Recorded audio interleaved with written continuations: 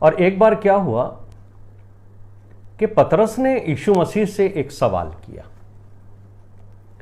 पतरस ने यह पूछा कि हे प्रभु, यदि मेरा भाई मेरा अपराध करता है तो मैं इसको कितनी बार क्षमा करूं? क्या 7 बार तक? प्रभु यीशु मसीह ने उसे कोई उत्तर नहीं दिया, क्योंकि पतरस ने सवाल भी किया है और उत्तर भी पतरस ने ही दिया है। क्योंकि पतरस ये चाहता है कि यीशु मसीह उसके आंसर को अप्रूव कर दें। क्या सवाल किया है पतरस ने? हे प्रभु, मेरे भाई को मैं कितनी बार क्षमा करूं? यहीं रुकना चाहिए था उसको और सुनना चाहिए था कि उसका गुरु प्रभु यीशु मसीह उसको क्या जवाब देता है। लेकिन उसने अपनी तरफ से प्रभु यीशु मसीह से कहा, क्या 7 बार तक? यीशु मसीह समझ गए कि इसके मन में अपने भाई को क्षमा करने की इच्छा तो है, क्योंकि जब ये मेरी संगति में आया है तो इसके मन में है कि अपने भाई को क्षमा करे, लेकिन एक सीमा ये निश्चित करना चाहता है कि मैं इसकी हां में हां मिला दूं और कहूं हां ठीक है, 7 बार तक ठीक है। कई बार हमारे मन में भी ऐसे सवाल उठते हैं, जब हम भी चाहते हैं कि जो बात हम कहना चाहते हैं हमारा परमेश्वर उसको अप्रूव कर दे और हम लोगों से ये कह सकें कि देखो, ये हमारी इच्छा नहीं है लेकिन ये परमेश्वर की इच्छा है। यहां पतरस यही चाहता है कि यीशु मसीह उसकी हां में हां मिला दें और कहें ठीक है 7 बार तक। लेकिन यीशु मसीह ने उससे क्या कहा? यीशु मसीह ने उससे कहा, हे पतरस, 7 बार नहीं, 7 बार के 70 टाइम तक, 70 गुना तक तू क्षमा करता रहे। यीशु मसीह उससे कहना चाहते हैं, पतरस तू मेरे पीछे चलता है, पतरस तू मेरी शिक्षाओं से प्रभावित है, लेकिन फिर भी तेरा मन कठोर है और मैं चाहता हूं कि 7 के 70 गुना तक जब तू क्षमा करेगा, बार बार तू एक व्यक्ति को क्षमा करता रहेगा, क्षमा करता रहेगा, क्षमा करता रहेगा, तो तेरे मन में भी, तेरे जीवन में भी, तेरे चरित्र में भी मेरे जैसा क्षमा करने का स्वभाव पैदा हो जाएगा। और यही यीशु मसीह चाहते हैं कि उसके पीछे चलने वालों का स्वभाव भी वैसा हो जैसा यीशु मसीह का था। मेरे प्रिय भाइयों और बहनों, यीशु मसीह के पीछे हम इसलिए चलते हैं कि हम उसकी जैसे बन जाएं। वो हमारा रोल मॉडल है, हम उसकी मानिंद बनना चाहते हैं। यीशु मसीह सिद्ध थे और वो हमें सिद्धता की ओर लेके जाना चाहते हैं, इसलिए उनकी ये इच्छा है कि हम उनकी जैसा व्यवहार करें। और पतरस से उन्होंने कहा 7 बार तक नहीं, 7 बार के 70 बार तक।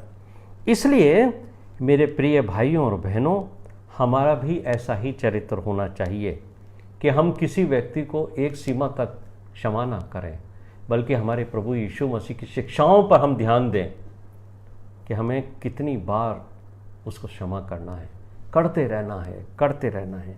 लेकिन हमारा स्वभाव कैसा है? पतरस ने 7 बार तक के लिए तो हाँ भरी है कि प्रभु मैं 7 बार तक क्षमा करने को तैयार हूं, लेकिन मैं और आप अपने मनों में सोचें कि क्या हम 7 बार तक करते हैं किसी को क्षमा? क्या हमने 5 बार किसी को क्षमा किया है? क्या 3 बार किया है? हम में से बहुत से लोगों ने तो 1 बार भी क्षमा नहीं किया। फिर हम कैसे यीशु मसीह के पीछे चलते हैं? मसीही जीवन में क्षमा का बड़ा महत्व है। मेरे प्रिय भाइयों और बहनों, हम हमेशा प्रभु के सामने खड़े होकर, उसकी वेदी के सामने खड़े होकर उससे क्षमा मांगते हैं। हे प्रभु, हमने गलती की है, हे प्रभु हमने पाप किया है, हमें क्षमा करो। चुपचाप से एक कोने में खड़े होकर हम परमेश्वर से कहते हैं, प्रभु हमें क्षमा कर दीजिए। और प्रभु ने हमें क्या प्रिविलेज दिया है कि हम अपने घर पर भी अकेले कमरे में चुपचाप प्रभु के पास जा सकते हैं कि प्रभु हमें क्षमा कर दिए। यह प्रिविलेज पुराने नियम में नहीं था। मेरे प्रिय भाइयों और बहनों, व्यवस्था के अनुसार एक व्यक्ति को जो इस बात को समझता था कि मैं पापी हूं, उसको परमेश्वर की वेदी के सामने याजकों के पास भेड़ बकरी या बलिदान के लिए जो पशु था उसको लेके जाना पड़ता था, और फिर याजक उसको बलि करते थे, तब उसके पाप क्षमा होते थे। लेकिन जितने लोग वहां उस आराधनालय में होते थे वो सब देखते थे कि ये व्यक्ति ने पाप किया है। अब सोचिए आप, आज अगर आप पाप करें और आज भी वो व्यवस्था हो कि मैं और आप जो है अपने पापों के लिए परमेश्वर के आराधनालय में उस वेदी के सामने उस पशु को लेके जाएं जिस पे बलि की जाए, तो सारे लोग मुझे और आपको देखेंगे कि ये कितने बड़े पापी हैं, ये छुपकर पाप करने वाले व्यक्ति हैं, और हम बेइज्जत होंगे। यीशु मसीह ने हमें उस बेइज्जती से बचाया है। यीशु मसीह ने स्वयं बेइज्जत हुए हैं उस रात को जो गैथसेमनी के बाद की रात थी। यीशु मसीह ने अपने जीवन में बहुत बेइज्जती सही। किसके लिए? मेरे और आपके लिए सही, ताकि हम बेइज्जत होने से बच जाएं। और आज ये प्रिविलेज है कि हम अकेले में भी उससे क्षमा की याचना करते हैं और वो हमें क्षमा करता है। मेरे प्रिय भाइयों और बहनों, प्रभु उन सब को जो पश्चाताप करते हैं और मन से क्षमा मांगते हैं उन्हें क्षमा भी कर देता है। मगर जब हमें दूसरों को क्षमा करने का अवसर मिलता है तो हम उन्हें क्षमा करने में पीछे क्यों हट जाते हैं?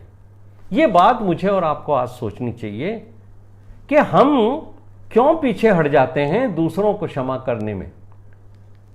इसका कारण है क्योंकि हमारे स्वभाव में प्रेम की कमी है। यीशु मसीह हमसे प्रेम करते हैं इसलिए वो हमें बार बार क्षमा करते हैं, लेकिन हम लोगों से सच्चा प्रेम नहीं करते जैसा सच्चा प्रेम यीशु मसीह करते थे। इसलिए हम लोगों को क्षमा करने के लिए उत्साहित भी नहीं होते और मौका पड़ता है तब भी हम क्षमा नहीं करते। याद है आपको यीशु मसीह ने पतरस को क्या जवाब दिया था? फिर मैं आपको यह स्मरण दिला रहा हूं, मैं तुझसे यह नहीं कहता कि 7 बार परंतु 7 के 70 बार माफ कर।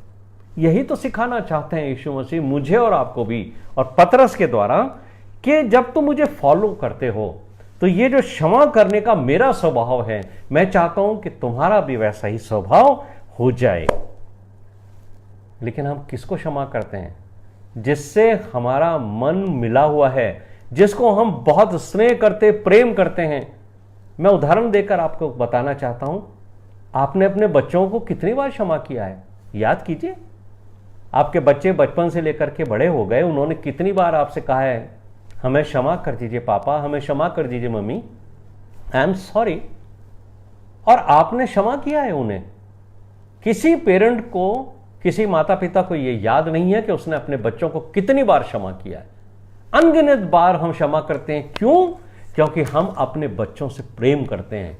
लेकिन जब दूसरों को क्षमा करने का मौका आता है तब हम उन्हें क्षमा करने से हिचकते हैं, बल्कि हम क्षमा नहीं करते क्योंकि हम उनसे सच्चा प्रेम नहीं करते। लेकिन बावजूद उसके हम प्रत्येक दिन प्रभु की प्रार्थना रोज बोलते हैं। और मैं जानता हूं कि आप जितने भी लोग इसे सुन रहे हैं या बाद में भी सुनेंगे, वो लॉर्ड्स प्रेयर हर रोज बोलते हैं, जिसे हम कहते हैं प्रभु की प्रार्थना। और ये प्रार्थना हमें यीशु मसीह ने सिखाई है।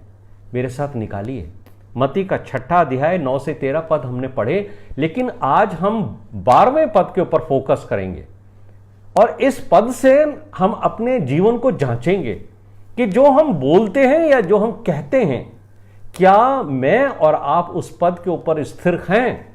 क्योंकि हम किसी मनुष्य के साथ ये बात नहीं कर रहे हैं।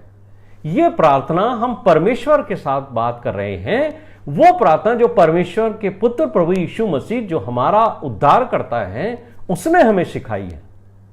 और 12वें पद में क्या लिखा है?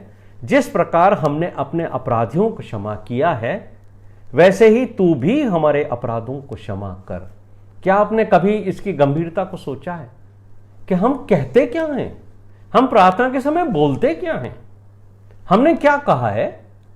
जिस प्रकार हमने अपने अपराधियों को क्षमा किया है, यानी हम इस काम को कर चुके हैं।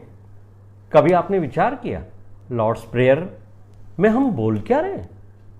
सोचिए इसको। और ये जो 12वां पद है, basically it is a condition before God. ये कंडीशनल प्रेयर है भाई। हमने कहा है परमेश्वर से कि जिस प्रकार हमने अपने अपराधियों को क्षमा किया है। मेरे प्रिय भाइयों और बहनों, अगर आप इंग्लिश के बाइबल पढ़ोगे तो वहां पर वर्स जो 12 है, मैथ्यूज चैप्टर 6 वर्स 12, वहां पर लिखा है forgive us as we also have forgiven. Forgive का क्या मतलब होता है? फॉरगिव का मतलब होता है हम क्षमा की विनती करते हैं। यह मर्सी पेटिशन है, क्षमा की विनती और मुआफी की अर्जी भी आप इसे कह सकते हो। लेकिन फॉरगिवन का जो मतलब है, फॉरगिवन मींस हमने क्षमा कर दिया है। The work has been done, हमारी तरफ से हमने क्षमा कर दिया है। अब हम हे प्रभु तेरे पास आए हैं और तुझसे विनती करते हैं कि जैसे हमने अपने लोगों को क्षमा कर दिया, अब तू भी हमारे अपराधों को क्षमा कर, हमारे पापों को क्षमा कर। हम तो पहले करके फिर आए हैं तेरे पास। हे मेरे प्रिय भाइयों और बहनों, जब हम प्रभु के पास आते हैं, यीशु मसीह ने जो ये प्रार्थना में सिखाई है लॉर्ड्स प्रेयर, हम इसे रोज बोलते हैं क्योंकि ये हमें अच्छी लगती है। लेकिन यीशु मसीह ने इस प्रेयर को सिखाने के बाद एक वार्निंग भी दी है, जो मुझे और आपको मैथ्यूज चैप्टर 6 वर्स 14 और 15 में मिलेगी। खोलिए इसको, मत्ती रचित सुसमाचार और उसका 6ठा अध्याय और उसके 14 और 15वां पद। देखिए यहां पर लिखा है, यीशु मसीह ने एक वार्निंग क्या दी है हमें। इसलिए 14वें पद में 14 वर्स, यदि तुम मनुष्य के अपराध क्षमा करोगे तो, ये तो वर्ड बड़ा इंपॉर्टेंट है, यदि तुम मनुष्य के अपराध क्षमा करोगे तो तुम्हारा स्वर्गीय पिता भी तुम्हें क्षमा करेगा, और यदि तुम मनुष्यों के अपराध क्षमा ना करोगे तो तुम्हारा पिता भी तुम्हारे अपराध क्षमा ना करेगा। It is condition. Yeshu Masih क्या कह रहे हैं? अगर तुमने अपने अपराधियों के अपराध क्षमा किए तो तुम्हें भी क्षमा मिलेगी, और अगर तुमने अपने अपराधियों की अपराध क्षमा नहीं किए, जिन्होंने तुम्हारा दिल दुखाया है, गलती की है, तो तुम्हारे अपराध भी क्षमा नहीं होंगे। परमेश्वर पिता तुम्हारे अपराधों को क्षमा करना चाहते हैं। मेरे प्रिय भाइयों और बहनों, हम भी जाते हैं और परमेश्वर से कहते हैं प्रभु हमारे अपराधों को क्षमा कर, और बड़े खुश होकर आ जाते हैं कि हमारे अपराध क्षमा हो गए। लेकिन आप हमेशा इस बात को याद रखिए कि हम प्रार्थना मांगने वाले हैं, हम कहने वाले हैं कि प्रभु हमारे क्षमा कर दीजिए। जैसे अगर कोई व्यक्ति आपके पास आके कहता है कि भैया मेरे से गलती हो गई है, मुझे क्षमा कर दीजिए, उसने क्षमा मांगी है, लेकिन उसको क्षमा कब मिलेगी? जब आप उसे क्षमा करोगे। यही बात परमेश्वर के साथ भी होती है। हम जब कहते हैं कि प्रभु आप हमें क्षमा कर दीजिए, तुरंत क्षमा नहीं मिलती। जब तक परमेश्वर हमें क्षमा नहीं करेंगे, हमें क्षमा मिलेगी कैसे? हम मान कैसे लें कि हमें क्षमा मिल गई है? लेकिन हम तो खुश हो जाते हैं। लेकिन यीशु मसीह ने हमें ये बात बता के समझा दिया है कि अगर हमने अपने अपराधियों को क्षमा नहीं किया तो ये उम्मीद मत रखना परमेश्वर से कि तुम्हारे अपराध भी क्षमा हो जाएंगे। और इस बात को कि हम जो इस समय के लोग हैं और उस समय जब प्रभु यीशु मसीह ने बात कही थी, तब प्रभु यीशु मसीह ने एक दृष्टांत कहा है। वो आपको मत्ती के 18वें अध्याय के 23 से 35वें पद मिलेगा। ये जो पैराबल है वो हमारी आंखों को खोल देगा कि इस मत्ती के 6ठे अध्याय के 12वें पद में जो बात यीशु मसीह ने कही है वो हमें समझ में आई है या नहीं आई। इस पैराबल को समझिए। ये पैराबल क्या है? यीशु मसीह के एक घटना के रूप में सिखाते हैं कि देखो, एक बार एक राजा के पास बहुत सारे कर्मचारी थे, बहुत सारे दास थे, और वो अपने दासों को की सहायता भी करता था, उनकी मदद भी करता था और उनको उधार भी देता था।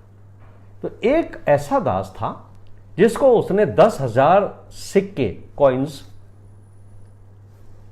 उधार दिए थे। एक बार राजा ने अपना हिसाब किताब ठीक करना शुरू किया तो उसको मालूम हुआ कि उसका एक दास है जिसके पास 10,000 कॉइन्स ड्यू हैं। तब तो राजा ने बुलाया कि भाई तुम्हारे पे 10,000 सिक्के बकाया निकलते हैं, जमा कराओ। लेकिन उसके पास देने के लिए कुछ नहीं था, तो वो रोया, गिड़गिड़ाया और उसने कहा, प्रभु मैं ज़रूर स्वामी, मैं इसको भर दूंगा। और गड़गड़ाया, वो रोया। उसके रोने से, गिड़गिड़ाने से उसके स्वामी को मालूम हो गया कि ये इस 10,000 कॉइन्स को भर नहीं सकता, इसलिए उसने उसके 10,000 कॉइन्स, उसका जो लोन था वो उसको क्षमा कर दिया। लेकिन जब यही दास क्षमा प्राप्त करने के बाहर राजा के महल से बाहर आया, राजा के न्याय सिंहासन के सामने से बाहर आया, तो उसको उसका एक मित्र मिला जिस पर वो सिर्फ 100 कॉइन्स मांगता था। यानी उसने अपने एक मित्र को 100 कॉइन्स उधार दिए थे। उसने उसको पकड़ लिया और उससे क्या कहा, मेरे 100 कॉइन्स वापस करो। उसने कहा, देख भाई अभी मेरे पास नहीं है, मैं ज़रूर तुझे दे दूंगा। बोले नहीं, अगर तुम अभी का भी नहीं दोगे मैं तुम्हें जेल में डलवा दूंगा। अब उस बेचारे गरीब के पास थे नहीं 100 सिक्के। उसने कहा मैं तुझे दे दूंगा, लेकिन इसने जिसके 10,000 कॉइन्स क्षमा किए गए थे उसने उसकी बात नहीं मानी और उसको ले जाकर जेल में डाल दिया। अब ये बात फैल गई दूसरे सेवकों के बीच में भी कि इसने अपने एक मित्र को, जिसने 100 कॉइन्स उसको रीपे नहीं किए थे, उसको जेल में डलवा दिया। तो ये बात उसके स्वामी के कान में चली गई। अब देखिए मैथ्यूस चैप्टर 18 वर्स 32 में क्या लिखा है। उन्होंने, राजा ने या स्वामी ने उस दास को बुलाया जिसके 10,000 उसने क्षमा किए थे और उसको क्या कहा, हे दुष्ट दास। देखिए राजा का टोन बदल गया। इंग्लिश की बाइबल में लिखा है यू विकेट सर्वेंट। बहुत ही गंभीर बात है। अगर हमसे परमेश्वर ही के, हम भी कहते हैं कि प्रभु हम तेरे दास हैं, और परमेश्वर के सामने जाएं और परमेश्वर हमसे कहे कि हे दुष्ट दास, तू हमेशा आ जाता है माफी मांगने के लिए और जो मैं तुझे कहता हूं वो तू नहीं करता, तो ये आपको सुनने में कैसा लगेगा? बहुत खराब, बहुत खतरनाक। ये लैंग्वेज कितनी गजब की है। ये वार्निंग नहीं देती मुझे और आपको। देखिए क्या लिखा है इंग्लिश के बाइबल में, बहुत अच्छे से लिखा है। NIV का जो वर्जन है इंग्लिश का, उसमें लिखा है ही सेड। कौन? स्वामी ने उस दास से जिसको 10,000 क्षमा किए थे उसको क्या कहा? He said I cancelled all that debt of yours because you begged me to. Begged क्या है इसका मतलब? तूने मुझसे भीख मांगी। अगर हम हिंदी की बाइबल पढ़ेंगे तो वहां इसकी गंभीरता को हम नहीं समझ सकते, क्योंकि वहां पर लिखा हुआ है हे दुष्ट दास, तूने मुझसे क्षमा की विनती करी। विनती करी इज अ कैजुअल, कि हाँ भाई विनती करी कि हाँ मुझे माफ कर देना, और मैंने, लेकिन नहीं, यहां जो बात लिखी हुई है इंग्लिश में कि तूने मेरे सामने क्षमा की भीख मांगी कि मुझे क्षमा कर दे। तू इतना डर गया था कि मैं तुझे वहां फेंक दूंगा जहां से तू वापस नहीं आ सकता। और मेरे प्रिय भाइयों और बहनों, आप इसकी गंभीरता को समझो। मैं आपको इसको समझाना चाहता हूं कि यीशु मसीह क्यों हमें वार्निंग दे रहे हैं कि अगर तुमने लोगों के अपराध क्षमा नहीं करे तो तुम्हारे को भी क्षमा नहीं मिलेगी। क्योंकि दो जगह हैं, एक जगह तो है नरक और एक जगह है स्वर्ग। स्वर्ग और नरक का जो उदाहरण है वो ये है कि नरक से कोई स्वर्ग में नहीं जा सकता और स्वर्ग के कोई नरक में नहीं जा सकता। एक बार यीशु मसीह ने अपना एक उदाहरण देकर इस बात को कहा था कि सच्ची घटना बताई थी उन्होंने। और जब वो कहते हैं अधोलोक के अंदर एक व्यक्ति है जो भिखारी था, लाजर था उसका नाम, वो अब्राहम की गोद में था, और एक धनवान व्यक्ति था जिसने बहुत धन कमाया था, वो नरक की आग में था। तो नरक की आग में इतनी आग थी, इतनी जलन थी कि वहां से उसने अब्राहम को आवाज दी कि हे पिता अब्राहम, आप लाजर को भेज दीजिए, मैं तड़प रहा हूं यहां पर। और लाजर सिर्फ इतना करे कि अपनी उंगली में पानी को जरा सा डुबोकर मेरी जुबान पर रखे ताकि मैं थोड़ी शांति पाऊं। तो अब्राहम ने क्या कहा था, तेरे और हमारे बीच में एक इतनी बड़ी खाई है कि ना तो हम तेरे पास आ सकते हैं और ना कोई तुम्हारे यहां से हमारे पास आ सकता है। अब तेरे को कोई मदद नहीं मिल सकती। तो सोचिए कि वो जगह कैसी होगी जहां पूरे समय नरक के अंदर जलना पड़ेगा। और मैं आपको एक प्रैक्टिकल अप्रोच देता हूं, आज आप करके देखिए इस बात को। आप ऐसा करिए, एक कैंडल जलाइए, एक कैंडल को आप जलाइए जो हम बर्थडे वगैरह में जलाते हैं, छोटी सी कैंडल कोई भी होगी सबके घर में, आप जलाइए उसको। और एक हाथ में आप घड़ी ले लीजिए, घड़ी ले लीजिए, घड़ी को स्टार्ट कीजिए और उस कैंडल को, जलती हुई कैंडल के ऊपर आप अपना हाथ रख दीजिए और घड़ी में देखिए कि आप कितने सेकंड तक उस हाथ को उस कैंडल के ऊपर जला सकते हो। वो जलना चाहिए, कैंडल के ऊपर नहीं रखना है, कैंडल छूनी चाहिए आपकी। आप देखोगे कि क्या आप 1 मिनट तक रख सकते हो, 60 सेकंड्स, क्या आप 30 सेकंड रख सकते हो, क्या आप 15 सेकंड रख सकते हो, 10 सेकंड रख सकते हो, 5 सेकंड रख सकते हो, क्या आप 1 सेकंड रख सकते हो। कितनी आपकी सामर्थ्य है आग में जलने की। और आपको मालूम होगा 1 सेकंड आप उसके ऊपर अपना हाथ नहीं रख सकते। आप करके देखना ये प्रैक्टिकल, आपको पता पड़ेगा कि जब मैं और आपके पाप क्षमा नहीं होंगे और हम नरक की आग में डाल दिए जाएंगे जहां हमें जलना है, वहां क्या स्थिति होगी। ये बात वो समझ गया कि अगर राजा ने, मेरे स्वामी ने मुझे कारागार में डाल दिया, जेल में डाल दिया, तो मैं फिर दोबारा वहां से बाहर नहीं निकल सकूंगा।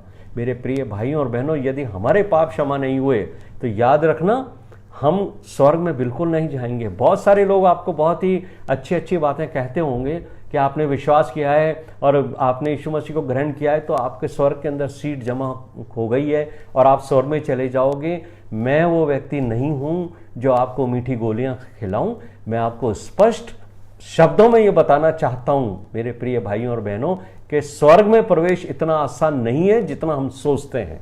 क्यों? क्योंकि यीशु मसीह ने कहा है 2 मार्ग हैं, एक तो चौड़ा मार्ग है जिस पे बहुत लोग चल रहे हैं और एक सकड़ा मार्ग है। और यीशु मसीह ने कहा है कि सकड़े मार्ग से अनंत जीवन में प्रवेश करने का प्रयास करो, क्योंकि थोड़े हैं जो अनंत जीवन में प्रवेश करेंगे। याद रखना मेरे प्रिय भाइयों और बहनों, अगर हमें एक पाप भी पाया गया, हम उस जगह नहीं जा सकेंगे जो परमेश्वर ने अपने लोगों के लिए रखी है। और क्या कहा था यीशु मसीह ने उस लड़के से? याद है आपको, एक लड़का, मरकुस के 4 अध्याय में ये बात लिखी है। एक लड़का भागा भागा यीशु मसीह के पास आया और बोलने लगा, हे प्रभु, अनंत जीवन में प्रवेश करने के लिए मैं क्या करूं? यीशु मसीह ने उसकी तरफ देखकर प्रेम किया और उससे पूछा, क्या तू आज्ञाओं को मानता है, व्यवस्था पे चलता है? उसने बहुत लंबी लंबी बातें करी। तो यीशु मसीह ने उसकी तरफ देख के क्या कहा था? तुझ में एक बात की घटी है, एक, 99 तेरे में खूबियां हैं, लेकिन एक चीज की तुझ में कमी है, और एक कमी लेकर, एक पाप लेकर तू स्वर्ग में प्रवेश नहीं कर सकता। मेरे प्रिय भाइयों और बहनों, 99 खूबियां हो सकती हैं, लेकिन 99 नंबर लाने वाला भी स्वर्ग में प्रवेश नहीं करेगा। कितना कठिन है स्वर्ग में प्रवेश करना, ये मुझे और आपको समझना है। इसलिए यीशु मसीह कहते हैं कि तुम्हें जब 35 वर्ष है, 35वां वर्ष, देखिए मैथ्यू चैप्टर 18 वर्स 35, वहां यीशु मसीह ने कहा है, इसलिए मेरा पिता जो स्वर्ग में है उन सबको जो अपने भाई को मन से क्षमा नहीं करेंगे, तो मेरा पिता जो स्वर्ग में है तुमसे भी वैसा ही करेगा। यीशु मसीह ने क्या कहा है कि तुम में से जो अपने भाई को मन से क्षमा नहीं करेगा। ये मन से क्षमा करना क्या हो गया भाई? हम तो क्षमा कर देते हैं, लेकिन जब यीशु मसीह कह रहे हैं कि अगर तुमने अपने भाई को मन से क्षमा नहीं किया तो मेरा पिता भी तुम्हें क्षमा नहीं करेगा। अब ये एक और कंडीशन है। ये क्या चीज है, ये समझ लीजिए। कई बार हम लोगों को क्षमा करते हैं। कोई भाई या बहन हमसे आके अकेले में कहता, भैया मुझसे गलती हो गई, माफ कर दीजिए। हम कहते हैं जा आगे मत करना। कभी कभी कुछ लोग हमसे सबके सामने भी माफ़ी मांगते हैं, तब तो हम बड़े ऊंचे हो जाते हैं कि देखो हम क्षमा करने वाले लोग हैं। हम कहते हैं जा क्षमा किया तुझे, लेकिन हम उसे भूलते नहीं हैं। 3 साल 4 साल 5 साल बाद भी जब हम लोगों की फैमिली गैदरिंग्स होती है या हम कहीं इकट्ठा होते हैं, मिलते हैं, या वो व्यक्ति हमें मिलता है, तो हम कभी कभी तो कह देते हैं, कोई बात होती है कि मैंने तुझे क्षमा किया था, उस समय तूने ये गलती करी थी तो मैंने तेरे को माफ़ किया था। अगर हम मुंह से भी नहीं कहते हैं तो मन में उस व्यक्ति को देख के कहते हैं ये वही व्यक्ति है, इसको मैंने क्षमा किया था। यीशु मसीह यही समझाना चाहते हैं कि 3 साल पहले तुमने किसी को क्षमा कर दिया, आज भी तुम्हें याद क्यों है ये बात कि तुमने उसको क्षमा किया था? यह है मन से नहीं क्षमा करना। तुमने अगर उसको मन से क्षमा कर दिया तो आज 3 साल 4 साल 5 साल के बाद भी तुम्हें याद कैसे है कि इसने मेरी गलती की थी, ये मेरे पास आया था, इसने मुझे सॉरी कहा था और मैंने इसको क्षमा कर दिया था। क्यों याद है? क्योंकि तूने मन से क्षमा नहीं किया। मैं फिर आपको वो उदाहरण देना चाहता हूं जो आपके बच्चों का। आपके बच्चों ने बचपन से लेकर आपकी बहुत अपराध किए, बहुत गलतियां की हैं, और एवरी टाइम उन्होंने आपसे आके कहा सॉरी पापा, सॉरी मम्मी, मुझे माफ़ कर दो। आप में से कितने लोगों को याद है कि आपके बच्चों ने कितनी गलतियां की हैं? काउंट कर सकते हो? नंबर्स याद है आपको? नहीं है ना? आपने उनको 7 के 70 गुना माफ़ किया। क्या आपको ये याद है कि आपने किस वजह से उनको माफ़ किया था? क्या गलती उन्होंने करी थी? याद है आपको? आपको याद नहीं है। क्यों? क्योंकि आपने उनको मन से क्षमा किया। ये डिफरेंस है जो मुझे और आपको यीशु मसीह बताना चाहते हैं। मेरे प्रिय भाइयों और बहनों, यदि हम मन से क्षमा नहीं करेंगे तो यीशु मसीह मुझसे और आपसे कहते हैं कि हमारा परमेश्वर भी हमें मन से क्षमा नहीं करेगा। आज हम सबके सामने एक सवाल है, क्या हमारी लाइफ में कोई एक व्यक्ति भी ऐसा है, एक व्यक्ति भी जिसे हमने क्षमा नहीं किया है? आज रात को जब आप अपने बिस्तर पे जाते हो, और हम सबकी ये आदत है कि जब हम अपने सोने के लिए जाते हैं तो हम परमेश्वर से प्रार्थना करते हैं और धन्यवाद देते हैं आज के दिन के लिए, और हम उससे मीठी नींद मांगते हैं। आप याद करिए, आंख बंद करके पवित्र आत्मा से कहिए, प्रभु मुझे उस व्यक्ति का चेहरा दिखाइए जिसे मैंने क्षमा नहीं किया है। पवित्र आत्मा आपको उसका चेहरा दिखाएगी। अगर कोई ऐसा व्यक्ति है जिसको आपने क्षमा नहीं किया है तो आज क्षमा करें। मेरे प्रिय भाइयों और बहनों, इस पैरेबल को याद रखना मेरे प्रिय भाइयों और बहनों, जो मत्ती के 18वें अध्याय में यीशु मसीह ने कहा है, और सोचना कि क्या किसी ने आपके साथ बुरा व्यवहार किया है। सोचिए, क्या किसी कुलीग ने आपके खिलाफ, किसी रिश्तेदार ने, किसी मंडली के व्यक्ति ने आपके खिलाफ अफवाहें फैलाई हैं, आपके खिलाफ झूठी बातें कही हैं, झूठी चर्चाएं की ताकि आपको डिमोरलाइज किया जाए, ताकि आपकी बदनामी हो? क्या आप पर किसी साथी ने झूठा केस दर्ज किया है? क्या किया है जिसकी वजह से आपका दिल दुखी है और आपने उसको आज तक क्षमा नहीं किया और आप बैठे हो? कई बार तो हम इतने नाराज हो जाते हैं किसी व्यक्ति से कि हम ये सोचने लगते हैं और कह देते हैं हम तो इस व्यक्ति को, तो मैं इसको तो कभी क्षमा नहीं करूं, कुछ भी हो जाए। मैंने लोगों से सुना है सुनते हुए, भैया आप हमेशा कहते हो यीशु मसीह ने क्षमा करने के लिए कहा है, क्षमा करो, मैं नरक में भी चला जाऊं ना तो अभी इसको तो क्षमा नहीं करूं। हमारा हृदय कितना कठोर है, और कठोर क्यों है यह हमें समझना चाहिए। मेरे प्रिय भाइयों और बहनों, बहुत से लोग कहते हैं, देखिए पतरस ने क्या कहा था यीशु मसीह से, अगर मेरा भाई आकर मुझसे क्षमा मांगे तो मैं क्षमा कर दूंगा। तो मेरे पास जब वो व्यक्ति आया ही नहीं तो मैं उसे क्षमा कैसे करता? मैं हमेशा इस बात के लिए चिताता हूं, हम किसको फॉलो करते हैं? पतरस को फॉलो करते हैं या यीशु मसीह को फॉलो करते हैं? पतरस की बात को आपने पकड़ ली और यीशु मसीह की बात को आप महत्व नहीं दे रहे हो। क्यों नहीं दे रहे हो? आप कहते हो यीशु मसीह मेरा लीडर है, मैं यीशु मसीह को फॉलो करता हूं, तो यीशु मसीह की शिक्षाएं क्यों नहीं है आपके जीवन में? क्यों नहीं है, आज मुझे और आपको समझना है। यीशु मसीह ने उनको भी क्षमा किया जिन्होंने यीशु मसीह से कभी माफी नहीं मांगी। मैं आपको गत्समनी बाग पर लेके जाता हूं, वहां से लेकर के यीशु मसीह को जो सताया गया पिलातुस के भवन में और उसको ठट्टे में उड़ाया गया, रास्ते में उसको सताया गया, उसको कीलें ठोकी गई, क्रूस पर चढ़ाया गया। क्रूस पर जब वो चढ़ा हुआ था, नीचे जो लोग खड़े थे उन्होंने उसकी ठट्टे करी, कितना उसको अनशंड बोला। किसी ने माफी मांगी उससे? एक व्यक्ति ने उससे ये नहीं कहा कि यीशु मसीह हमने तेरे साथ गलती कर दी, हमें माफ कर दे। लेकिन यीशु मसीह ने जब मुंह खोला सबसे पहले तो यीशु मसीह ने क्या कहा? हे प्रभु, हे पिता, इनको क्षमा कर। हम लोग जब 7 वाणी सुनते हैं, 7 कलमे सुनते हैं, 7 words from the God, from the सलीब से 7 वचन सुनते हैं, क्रॉस से 7 वर्ड्स सुनते हैं, अच्छे लगते हैं। गुड फ्राइडे को हमें बड़ा आनंद आता है। लेकिन क्या आपने गौर किया कि एक व्यक्ति भी ऐसा नहीं था जिसने यीशु मसीह से उस समय कहा हो कि प्रभु हमने तेरे विरुद्ध बड़ा अत्याचार किया, अपराध किया है, तो हमें क्षमा कर। लेकिन यीशु मसीह ने पहले उनको क्षमा किया, उसके बाद अपने पिता से कहा कि पिता मैं इनको क्षमा कर चुका हूं, मैं ये विनती करता हूं कि तू भी इनको क्षमा कर। ये चरित्र मेरे और आपके अंदर यीशु मसीह देखना चाहते हैं।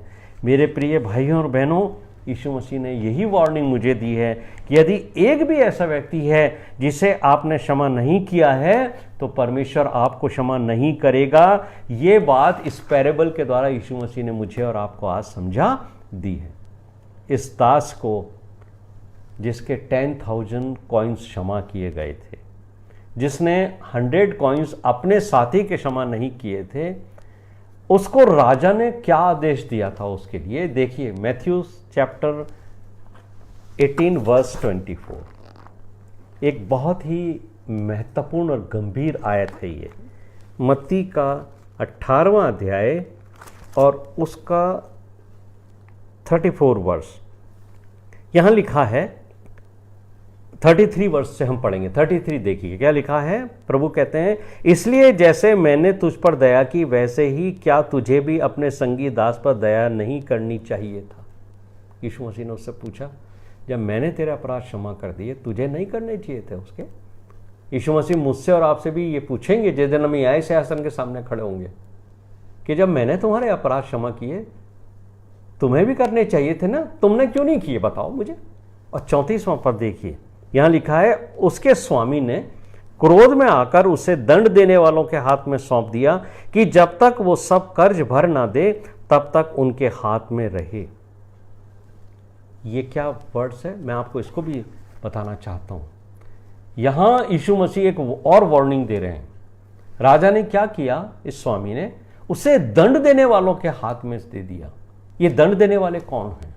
मेरे प्रिय भाइयों और बहनों, जब हम अपने लोगों को क्षमा नहीं करते हैं ना, ध्यान से सुनिए इस बात को, जब हम उनको जिन्होंने हमारा अपराध किया है उनको क्षमा नहीं करते हैं तो परमेश्वर हमारे चारों तरफ से उस हैज को, उस घेरे को, जो उसने सुरक्षा का एक कवच हमें दिया है, जैसा उसने अय्यूब को दे रखा था।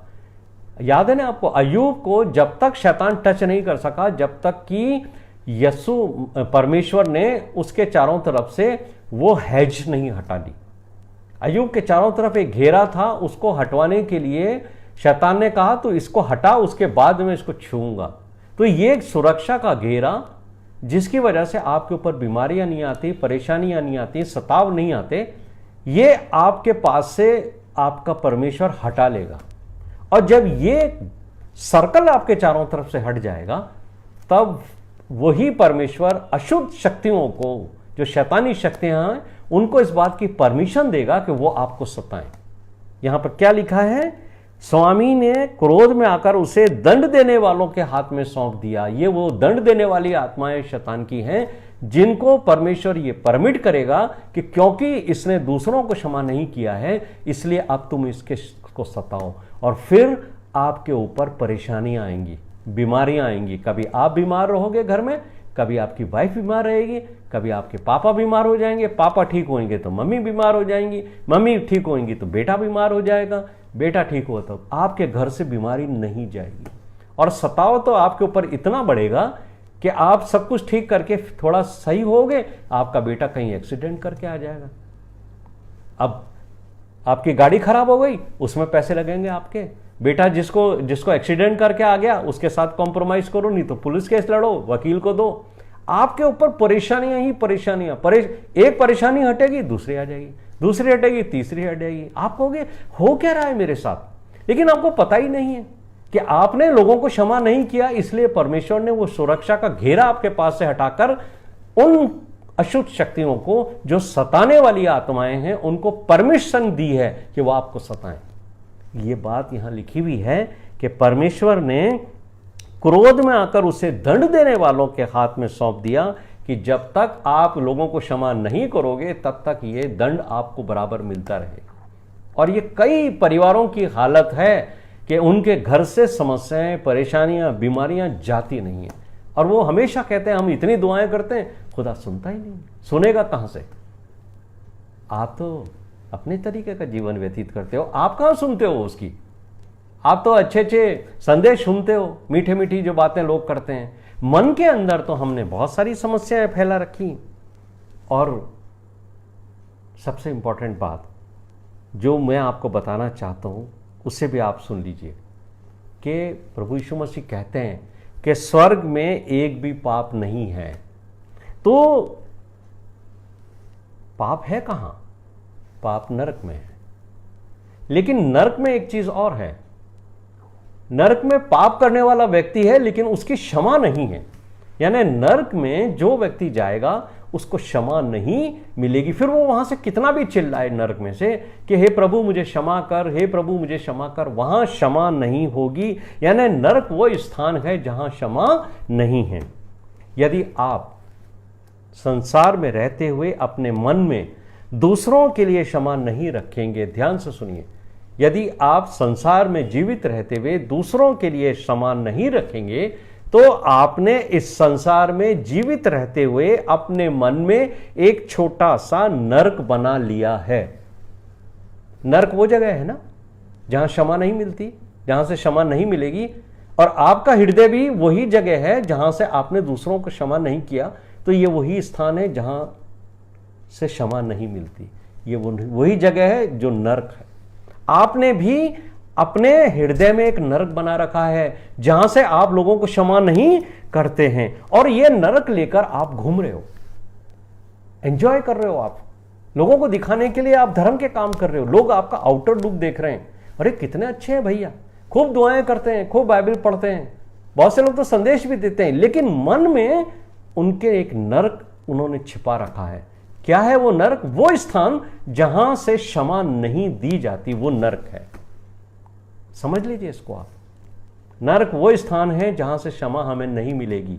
और अगर आपके हृदय के कोने में, आपके दिल के एक छोटे से स्थान के अंदर वो स्थान है जहां से आप दूसरों को क्षमा नहीं करते हैं, तो वो नरक का ही हिस्सा है जो आप पूरे जीवन भर लेकर इस संसार में घूमते रहते हैं। और मेरे प्रिय भाइयों और बहनों, याद रखना आप इस बात को कि भजनकार मुझसे और आपको एक बात समझा देता है।